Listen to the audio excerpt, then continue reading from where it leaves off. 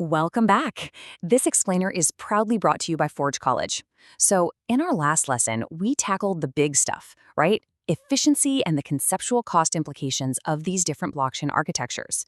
But today, we're following up on that foundation by finally answering the multi-million-dollar question. How do we actually measure the real empirical cost of these networks? It's time to take all that theory, bring it into the real world, save you some money, and optimize your dApps. Let's get into it. Okay, here's our game plan for today's lab report.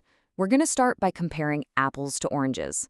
Then we'll pick our test subjects, extract the raw data, learn the art of normalization, build the ultimate comparison table, and finally, learn how to embrace measurement chaos. All right, part 1, comparing apples to oranges, or the baseline dilemma. We're basically stepping into the lab today to bridge two completely alien worlds. Because here is the core dilemma we're facing. How on earth do you compare an apple, like Ethereum's gas, to an orange, like Solana's compute units, without totally losing your mind? On the surface, they're measuring entirely different things, driven by entirely different economic models. If we just look at the raw numbers side by side, well, it's like comparing metric to imperial on two different planets. It just doesn't work. Moving on to step 2, picking our test subjects, which are our 3 patterns. So, to get really accurate measurements, we need a highly controlled environment. We're going to use 3 specific, super representative transaction patterns for our experiments. First up, a simple native value transfer. Just sending a friend some crypto. Second, a token transfer, which means invoking token programs or doing an ERC20 transfer. And third, a complex program or contract interaction. We're using these 3 specific patterns to deliberately stress test the different cost drivers on both of these platforms. Which brings us to section 3, extracting the raw data by running our scripts. Next, we fire up our local nodes. We're talking hard hat for EVM and a test validator for Solana. Then we run our scripts. And when the dust finally settles, this is what actually pops up in your terminal. Look at this. Our EVM receipts spit out gas used and effective gas price, while Solana hands us compute units consumed. Literally 2 different platforms speaking entirely different languages. Now here is a crucial, absolutely vital point. You've got to keep this raw data completely pristine. Store them in separate JSON files, complete with timestamps, transaction signatures, the whole shebang. Don't touch them. And whatever you do, do not convert them yet. If you start multiplying by current market prices or token values too early, you're going to enter this absolute nightmare of double taxing your data with early conversions. And that makes your entire experiment completely useless. Trust me on this. Okay, section 4, the art of normalization, or finding that common ground. So here is the real breakthrough moment. We've got these completely incompatible raw metrics sitting safely in our files, right? So how do we actually compare them? Well, we create a normalized cost unit. Think of it like a simple ratio.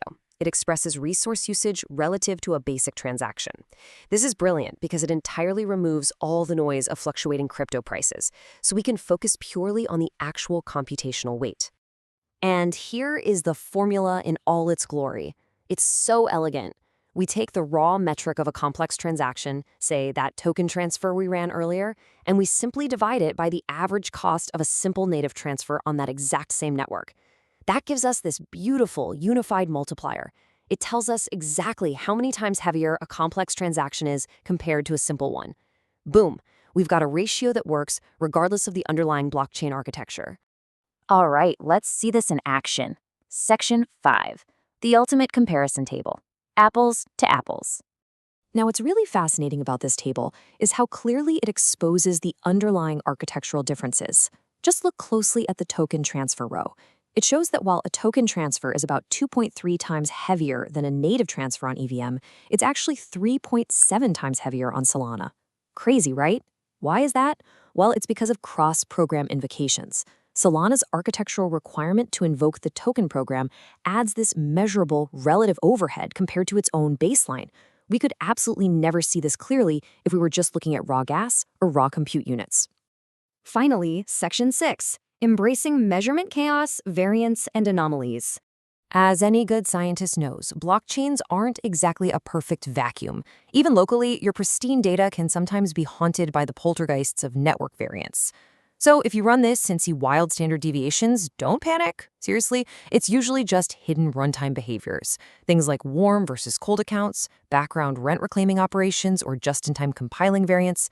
Document these anomalies. They aren't mistakes. They're literally just the reality of how these virtual machines operate under the hood. So, to survive the chaos, you always want to follow these 3 golden rules of benchmarking, ensuring anyone can audit and reproduce your experiment. Rule number 1, measure first. Always record the raw runtime metering exactly as the node reports it. Rule number 2, normalize second. Compute your dimensionless multiples only after that raw data is safely secured. And rule number 3, document traceability. Preserve the exact commit codes and transaction hashes so you can always retrace your steps. So, now that you have the skills to build a truly defensible dataset, the question is, what will you optimize next? You've successfully moved from conceptual theory to empirical truth, which is a huge deal. You are now completely ready for our next lesson, which is all about optimization. Head on over to Forge College to continue your Web3 journey with Forge College. It's been great having you in the lab today, and I'll see you in the next explainer.